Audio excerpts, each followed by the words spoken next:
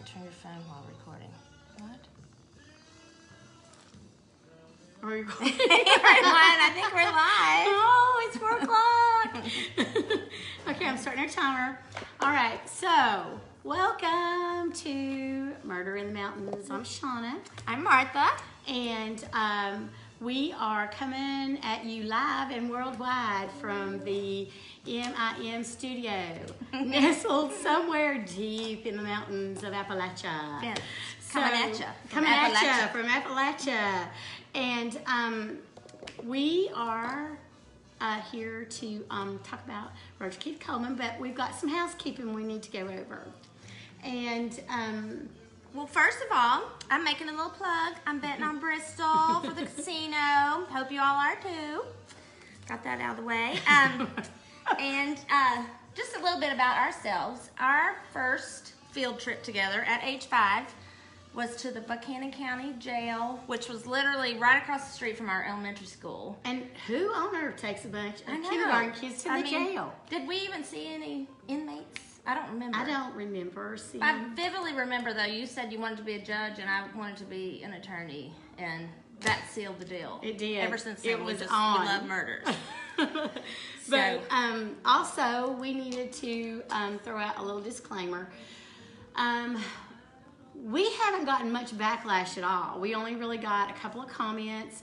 I just think it's people that really don't understand the genre, and we don't mean to. We're not going to be making fun of anybody, or We're trying to find something light in yes, this situation. because in all honesty, in the research that we've done, I've come across some pretty funny stuff, and but if you feel like this isn't for you, it's okay. It won't hurt our feelings. We can all still be friends. And we're sorry if we offend anybody, but we probably will offend you at some point. We've got these little signs. If that Caution, pops up, graphic info. yeah, turn your phone down. Or leave the room. Yeah, whatevs. And we are only going to keep you guys here for 15 minutes. I've got the timer running because we don't want this to go on so long that nobody's having a good time. But the best, we're going to... Corbell. Yes. They aren't sponsoring us yet. No, not yet, but we're working on it. Here we go. And we're going to... Woo! Let's get this party started. Yeah, here we go. Yes, thank These you, are going to be our Martha. trademark glasses. Yes, Well, yes. thank you. These are like drinking out of gallon jugs. They're awesome. They are. We'll be cheering a little bit. Yes, just for funny things. Mm-hmm. And we'll, get it started here. We'll do a little cheer. Yes. Toasting to our first episode. This is a multi-part take on Roger Coleman. We're not sure. It might be 3 or 4 episodes. We're not sure yet. But yeah, we're going to try to limit them to 15 minutes. So. But I just wanted to show you one little thing, just to show you why I'm so interested in true crime. Okay. Ooh, okay. Scary head. Mm-hmm. So when I was growing up, my grandfather wore a toupee. It's no big secret. And he had his toupees in his closet on these heads. And me and my cousins, oh yeah, different styles. Remember, his hair was just so nice and silver gray. I really just thought it was beautiful. natural. Yeah, most people did. He kept these in his closet, and my cousins and I would draw on them. This is not an original, but we made our own recently at Thanksgiving. And so it freaks people out, but I do, it just kind of goes along with the true crime. It does. It does. I like that. Just That's a little mascot. Yeah, We need to give him a name. exactly. Woodrow. Our mascot, Woodrow. Woodrow. Woodrow. This is Woodrow. Woodrow. So, Woodrow's okay, going back today. let's get this party started. So, we're going to go back. We're going to go way back to the 1958 in Grundy, Virginia, when Donald and Mary Keith Coleman and Mary Coleman brought home their bouncing baby boy, Roger Keith Coleman. By the way, it was November 1st. He would have turned 60 just a mere few days ago, and it almost was like a trick-or-treat baby. A trick, I would say. Yeah. More than a treat. Yeah. Oh, Just yeah. saying. Yeah, just saying. When we have babies, we, have such high hopes, and sometimes it works out, sometimes it doesn't. But whatever, we're moms, we love our babies anyway. And she didn't so much, I don't think, because she ended up leaving, but I'm just his saying. mom, yeah. Well, that's what I was getting ready to say. Wedded bliss soonly dissipated, and they took Roger and dumped him off at his granny's house. And but I will say, though, he had the perfect Southern name. It was a double name. He had the Roger double, Keith. Yes. I went by Martha Ann for years. And yes. so, I mean, it's just a I still Southern call thing. you Martha Ann. And I'm so happy that you do. No, I love people who've known me more than 48 years can call me 29. Yeah, 29. I'm just kidding. But God, yeah, Martha. so yeah, it's a double name, you know. Yeah. So anyway, they took Roger, and he was raised by his grandparents and his uncle, and He was also named Roger. his uncle was named Roger. Roger Lee. Ooh, I did Roger not realize Lee, yeah. that.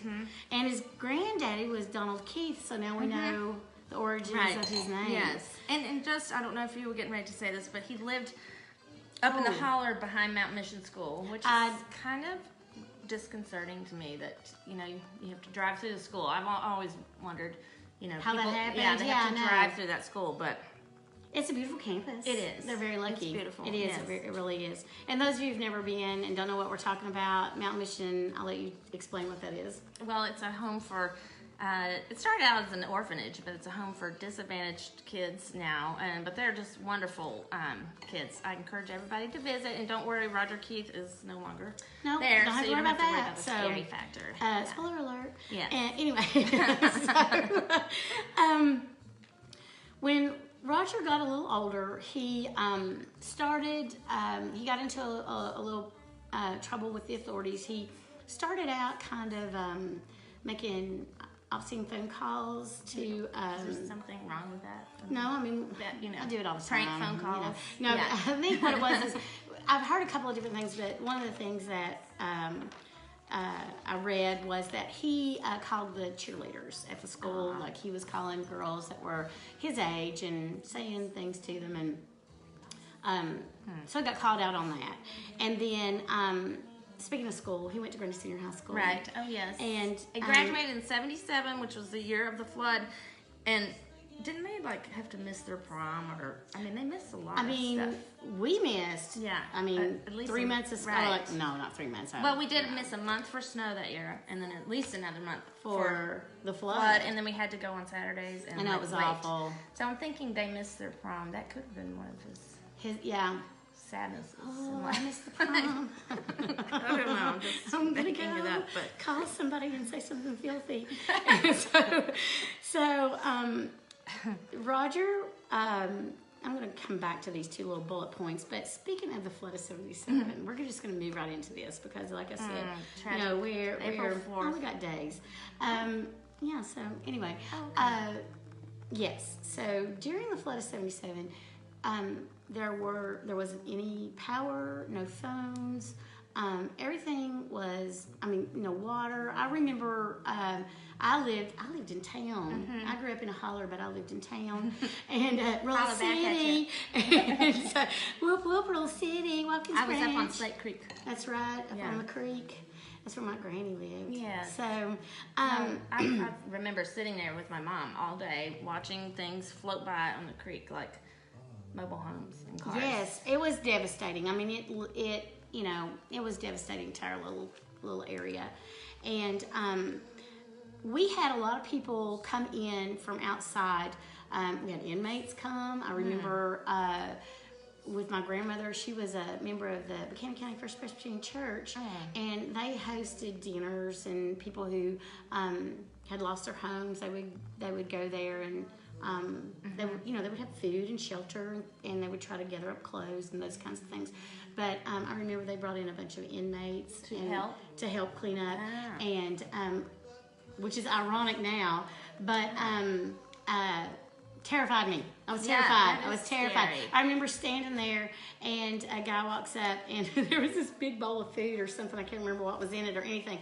And the spoon was there, and instead of him just taking the spoon and putting it in his plate, he just flips the spoon at me like, "You gonna serve me?" And I was like, "What?" And I just ran off. So that was it for me in volunteering at the Buchanan County First Presbyterian Church. Well, I got shipped off to Bristol for a month to live with my granny, which was a lot of fun. But you got to watch TV. No, I went to school.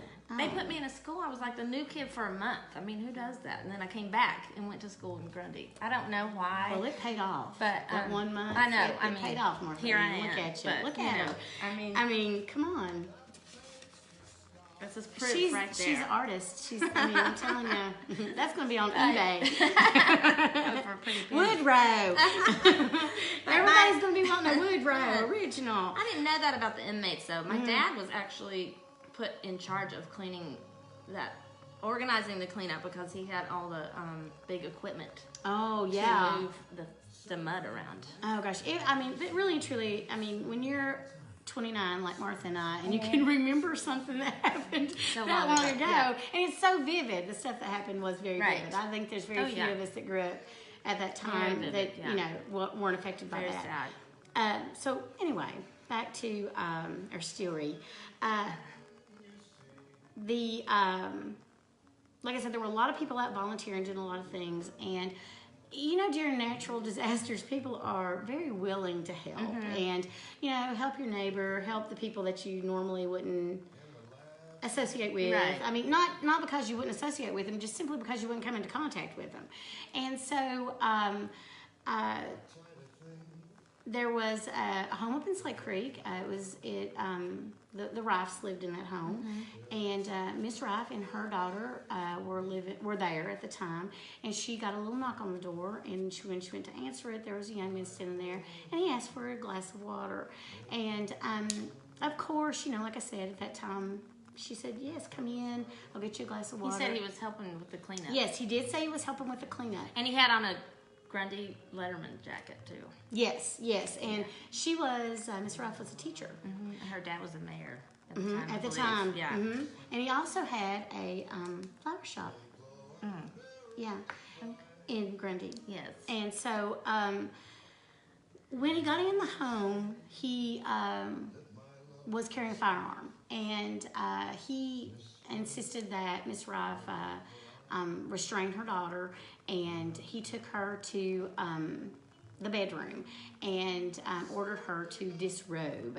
And at that time, Miss Rife noticed that he did not have his firearm, and she fought him back, and she and her daughter both escaped that incident. Cool.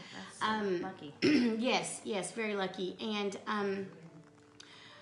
when that happened, there were, lots of stories and, cocktail talk, but Water cooler talk. Water cooler talk. But the hot gossip was, that there was very little. There wasn't a way to detain him, so I do think that some family members did detain him and dropped him off at the sheriff's office in Grundy. But like I said, that's coffee talk. And then he was able to graduate in 2 months. He graduated that same year in June. Yes, and I remember in the research that I did, he when he was out awaiting trial for the attempted rape of Miss Rife, she and her daughter would be downtown, like in the dime store, and he would just be out walking around. Really? Yeah, he That's would just, crazy. yeah. Good grief. Yeah. Could you imagine just, hey, let's go get some candy at the dime store, Right. and then turn around and...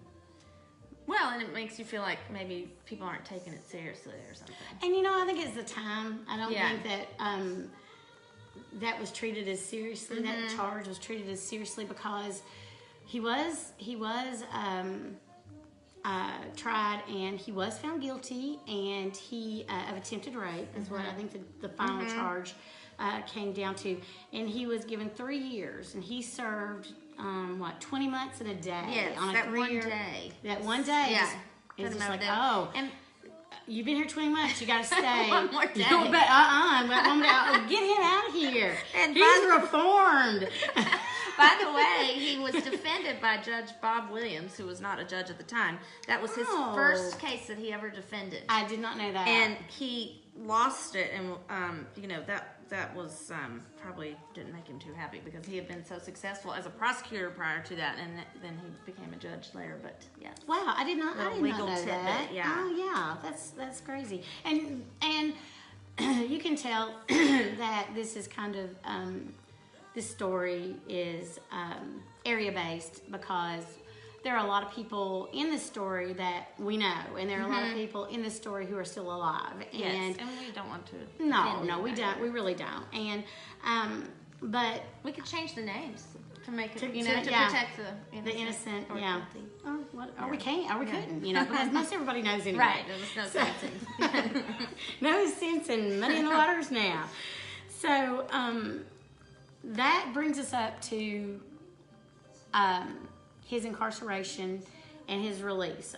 Like I said, 20 months and one day. 1 day. Yeah. Do you think it was like 22 hours or a full 24 hours for that day? I think they slid those doors open precisely. I think probably so. Yeah. At that 1 day mark. 24 hours. Yeah. Yeah. I would think so. Yeah. Me too. Because you don't have anything else to do. Exactly. So, but this brings us into January of 1981. I just want to make sure that you're caught up. What did you want to talk about? Well, I was going to go back just a little bit before the 81 because he got married in between that time. Okay. And his bride was either 15 or 16. I've heard both. I've heard that either way, it's pretty that she was very young. Yeah. That she was very young when they married, and he was. But I mean, to tell you the truth, he was pretty young too. Right. I mean, at that point in time, he would be 18, 21? Yeah. They were like both that? very, very young. Yeah, they were both really young. Yeah. And yeah. That's all I had to say about that. Oh, okay, sorry. Because that's an important information that we do not want to leave behind. Oh, and one more thing I did want to say was, by all accounts, he was a great student in high school. He never had any trouble, besides those dirty phone calls. As a whole, he didn't have a lot of trouble. And he made the basketball team. And I don't know, and I guess that's where he got the letter jacket. Yeah. And well, at some point in time, I heard that he told someone that he played like basketball, football, baseball. I mean, I guess we could consult a yearbook later. I guess we could. Yeah, we do have the yearbook. And he also liked to fish and hunt and read a lot. He was an avid reader. An avid reader. Yes. I'm not sure what he read. You never know what that is, but who knows? If anybody knows, let us know what Roger Coleman read. I hesitate to ask. Oh, so Why is that still at the same? No, it's not. No, 14. We got 14. That could not be right. Minutes ago, yeah. Okay, so I think there's no way. Yeah. Have we been talking for 17 minutes? Oops. We said we're going to keep this to 15. But you know what? We're not. We're going to power through. You had it set at 14 hours. This is a filibuster. We cannot stop talking until we... That deserves a cheers. Yeah, that really does. I'm sorry. 14 hour. Because I'm going to tell you now, I've had this phone for a year and a half and I still don't know how to use it. So, and the sun is like beating in on me and I'm sweating, I'm burning up. It's very hot. I'm going to get out my Roger Coleman fan that I made.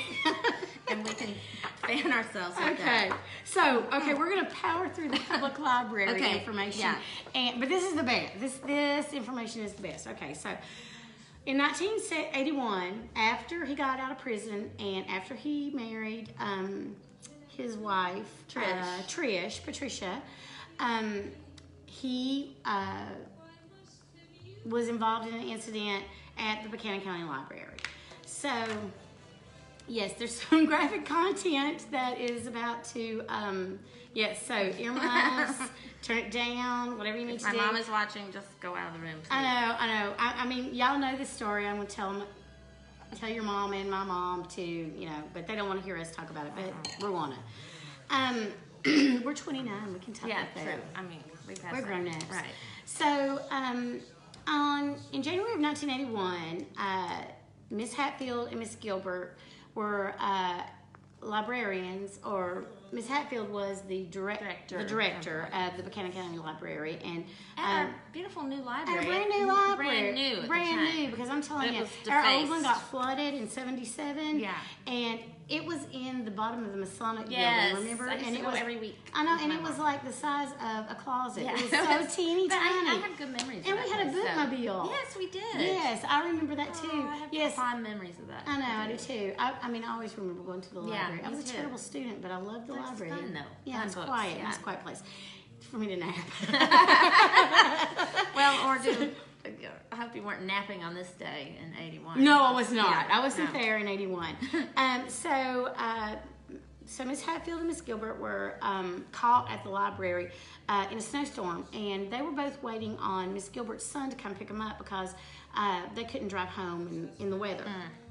So about 10 minutes before the library was supposed to close, a gentleman walks in, and Miss Gilbert Gentleman? is a guy, a shadowy I don't know. figure, according to this show I watched. A shadowy figure of a man walks in the door, and Miss Hatfield had stepped away, and Miss Gilbert was standing alone at the counter. I guess checking the Dewey Decimal System. I don't know, but she looks up, and Miss Hatfield comes back, and this gentleman walks in, and he is already in the process of the act of masturbation. Bum, bum, bum. Okay, earmuffs, turn it down. So I think I already said the bad word anyway. Yeah, so anyway, right, that's done. So he completes his task all over the counter, and there's a bug. Oh, I hope those books never got checked out again or something. Were they like burned or something? I hope they had some disinfectant for the counter. So they go, and as this is occurring, Miss Hatfield is calling the police as this is occurring. And Like, so, what does she say when they say, "What's your emergency"? I How do think you she describe was that? just like, Come quick. come. Oh God, that was hard. Come fast. Come Okay, quick. can we move on, please? Okay, anyway, so the dispatch did not take that really seriously. I guess that's why. And Well, and they probably, it was like, I'm sorry, there's, Well, there's a a snowstorm. snowstorm. There's people like stranded on the side of the road. and she said, you know, we've got lots of accidents and we don't have anybody to send. So when they finally did get somebody up there, there's been an accident. That's what they said at the library too. Wait, did they have pornography you could check out? Like Playboy, was he checking out periodicals? He could have been. Or was He it there like, doing some in the research. children's section or something? No, he just Little walked Red right in Riding the door. He walked Oh, right in okay. the door. It was already whipped out. Oh my God, I look like. Oh, I just wait. feel- We have an Ann Hubble sighting. I'm sorry. I'm we loved so our sorry. Ann, our teacher. I It just did. came to mind, but Oh my, No. sorry about that. Sorry about that, y'all. No, everybody's been hanging out. So I love hanging out with Shauna. just hanging out. Anyway, we got to get back to the story. Okay, We're sorry, way sorry, over our sorry. 15 minutes. Sorry. Okay, so anyway, I'm sweating. I am too. So anyway, the police, when they finally get there, don't really take this very seriously because, you know, they were like, well, maybe it was just for the shock factor. And Even though he was on their radar, and he had, I mean, they knew he was a felon. right, he had right, already- yeah. But see, they weren't able to identify him. They had, like, when he came in, right, okay. so they had no idea Okay. who he was. I jumped the gun a little. Oh, that's okay. Yeah. But so the police, you know, just kind of, not that they didn't take it seriously. Well, no, they didn't take it seriously, but you know, not that they weren't concerned or didn't do a good job. It's just that there was a lot going on, and that was probably not at the top of their radar Right. on that They day. had other- And so Miss Hatfield, she said she was just so concerned because when he came in, she said, the look on his face is what was really concerning. And she felt like that they could be dealing with someone who is a psychopath or a sociopath. And, you really did not hear those words in 1981. Right. I mean, those weren't words that, we didn't have Law and Order, SUV, SVU, and whatever. We didn't really have SUVs. We didn't have SUVs, didn't have SVU. We didn't have any of that. So, I mean, those were words, like I said, that you didn't hear thrown out very often. Yeah. And so, Ms. Hatfield and Miss Gilbert were talking, and Miss Gilbert was considered the Gilbert girls. No, that's Gilmore. Sorry. Yeah, it is. That's okay. So Miss Gilbert was somewhat of an artist, and so Miss Hatfield said, "Hey, why don't you draw a sketch of the guy that you saw?" Yeah. And we've got that sketch. We right have here. the sketch. Okay, so I'm going to tell you right now. When I saw this sketch, I was like, oh gosh, this is a sketch now. It's rudimentary. It is. It's good though. It's a very good sketch. So this is the sketch that Miss Gilbert drew. And I think it's very accurate. And well, like I said, too. If you didn't know who he was, this would be like, you should really keep your job at the library. You know what I'm saying? And then, okay, so then one of the officers said, "Oh my gosh, why don't you get an annual from the high school and see if you can identify this guy?" Oh right, yeah. Because he was like, this, yeah, and he was like, "This guy looks familiar. You may want to do that." So, I was really kind of poo-pooing this sketch until I saw his photo. Okay. All right, y'all. So this is good.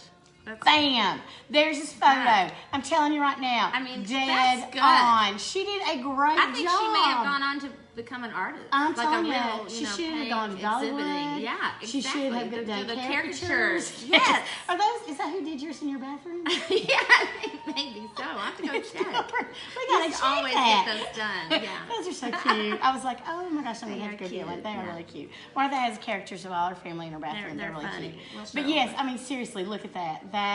That's pretty dead on. That is pretty good. Pretty good right there. So anyway, I'm just going to sit here and hold this right here. And notice these cute little signs. I got these at the, I stole these from the Mexican restaurant. No, I'm just kidding. I didn't steal them. So anyway, that's exactly what they do. They go and they grab a Grundy Senior High School yearbook, and guess what they find? Roger Keith. Roger Keith's picture. Bigger than shit, right there. 1977. We may just show you a yearbook next time too. I bet we can dig one up. Yes. And we can dig one up. This is the beauty of not throwing anything away. Yes, Martha is so lucky because her mom let her keep everything. She let you? Well, I mean, your mom didn't let you keep it? I mean, she probably did. Yeah. She probably did. But, you know. You can share mine. Okay, thanks. I probably still have it. I don't know what I'm talking about. I just don't know where it is. So they did find him in the yearbook. They did identify him. And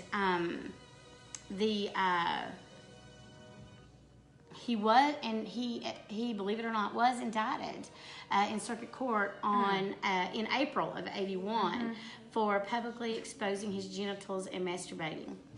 I did not know that was a crime. Well, I didn't know that was 1.2. Yeah, I don't know that code section off the top of my head, but I didn't know that was a specific charge. I guess is what I'm going to say. But not prosecuted. But he was not prosecuted. But we'll find out why.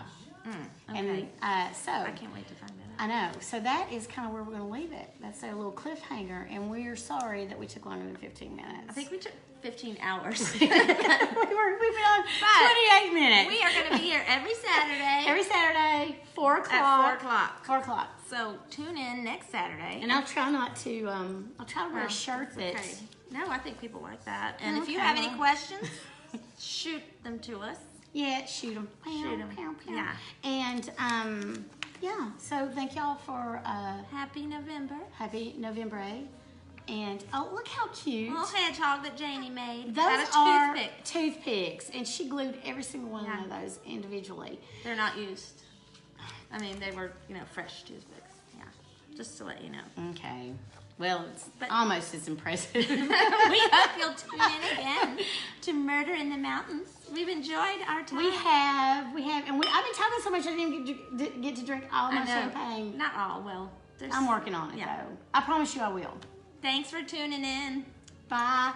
Bye.